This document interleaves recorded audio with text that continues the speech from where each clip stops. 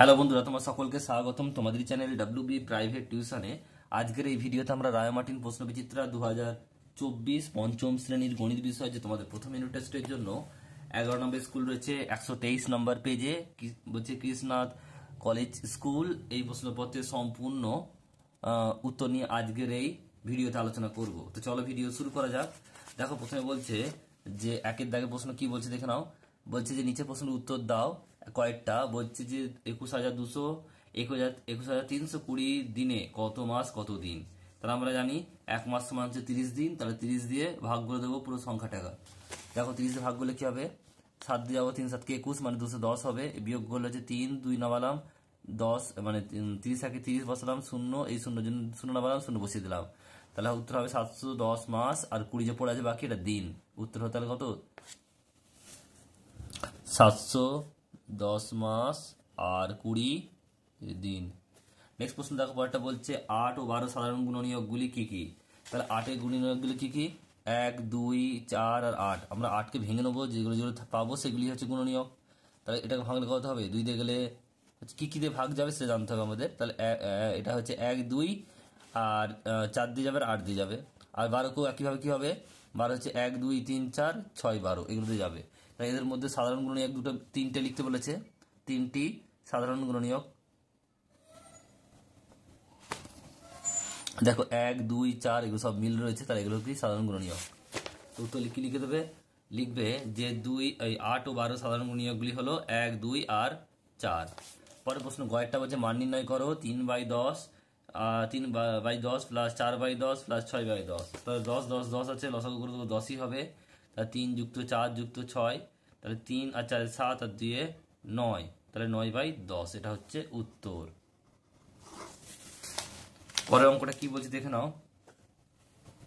বলছে 6 1 2 5 8 সংখ্যা দিয়ে বৃহত্তম ক্ষুদ্রতম সংখ্যা লিখি।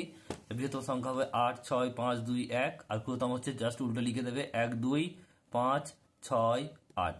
এটা হচ্ছে উত্তর। নেক্সট প্রশ্ন বলছে দেখো একটা বলছে শূন্যস্থান পূরণ করো।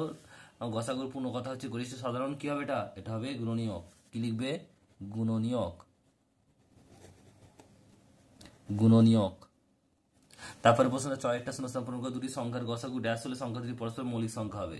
কত হলে, 1 হলে।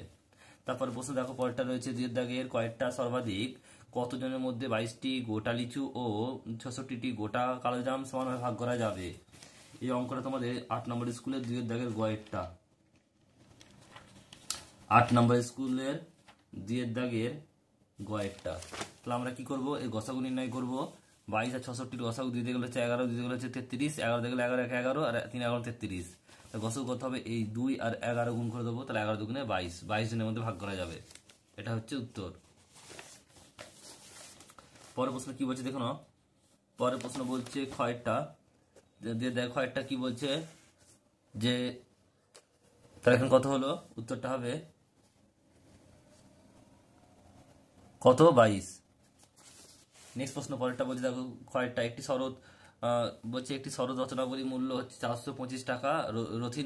রবিন বাবু ঠিক করেছেন যে 122 জন ছাত্রছাত্রীর মধ্যে প্রত্যেককে একটি করে শরৎ রচনাবলী দেবেন, তিনি কত টাকা খরচ করবেন।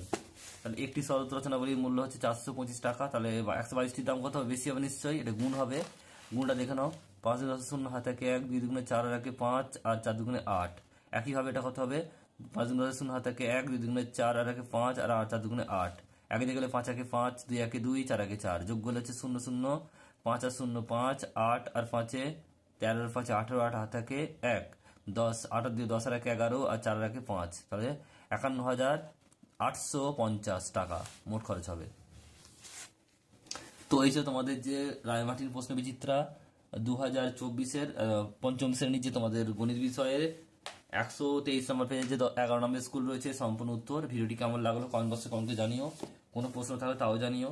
পছন্দ হলে লাইক করে দিও, আর চ্যানেল নতুন চ্যানেল সাবস্ক্রাইব করে পাশে থাকা বেল আইকনটি প্রেস করে নোটিফিকেশন অন করে দাও পরবর্তী ভিডিওর আপডেট পাওয়ার জন্য।